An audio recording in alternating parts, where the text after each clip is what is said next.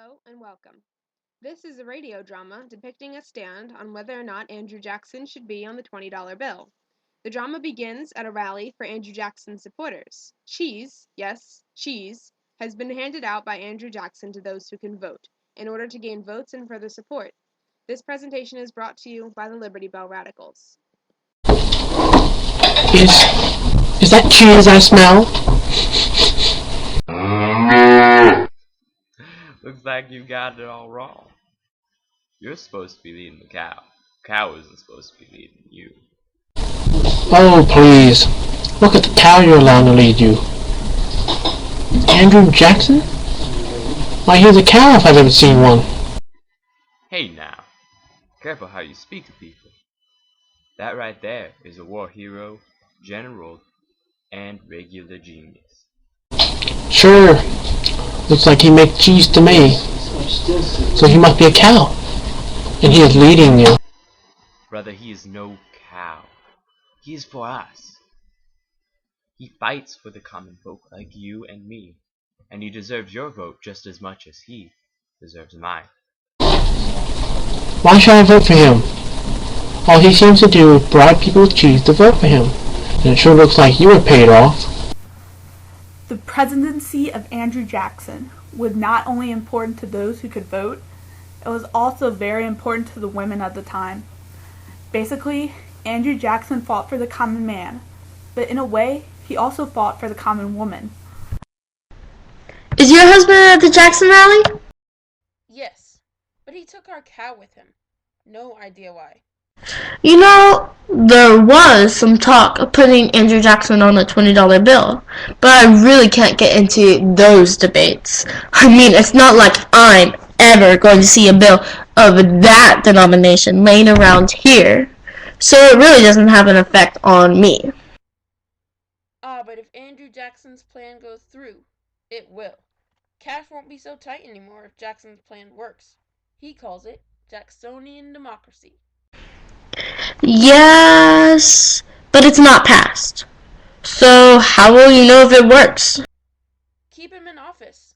We won't know unless we give him a chance. And honestly, it seems like a perfectly legitimate plan. I'm telling you, he's got it all worked out. You seem really sure about that.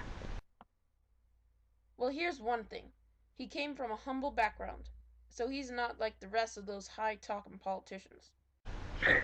See, that's what I want. I want to keep a guy in office who really understands what it's like to be the hard-working people in America. Jackson is just that. He's not like the other guys who never did a hard physical labor job once in their life. Jackson is completely different. Did you know that when he was only 13, he joined the Continental Army as a courier? No, I didn't. You mean he served under Washington when Washington was a general? I sure do. No doubt working under Washington was good for him. Washington was a great president, and Jackson learned a lot from him. With everything you're telling me, I think it would be great to put his face on a $20 bill. Maybe if we give him a chance, I'll actually get to see some of the cash we're talking about. Besides, all them territories out the west have been opening up for us to raise crops in. And guess who done it? Andy Jackson. Well, I reckon I'm happy right here. Don't need no Indian or Mexican land nohow.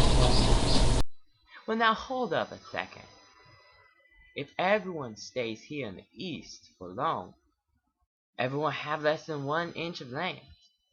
And that's what I call miserable. I see. Sometimes I feel sorry for all them Injuns. Listen, we Americans are entitled to this land. Good point.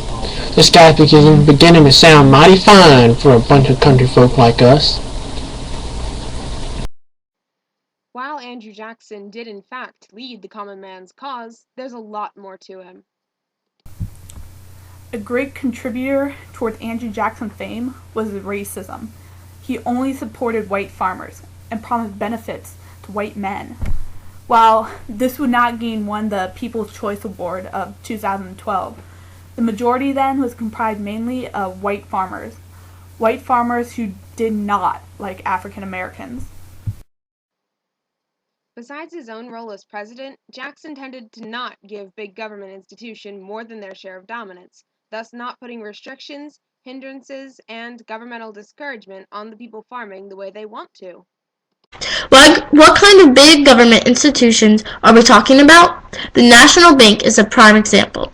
In 1833, President Andrew Jackson shut down the second bank of the United States, the country's national bank.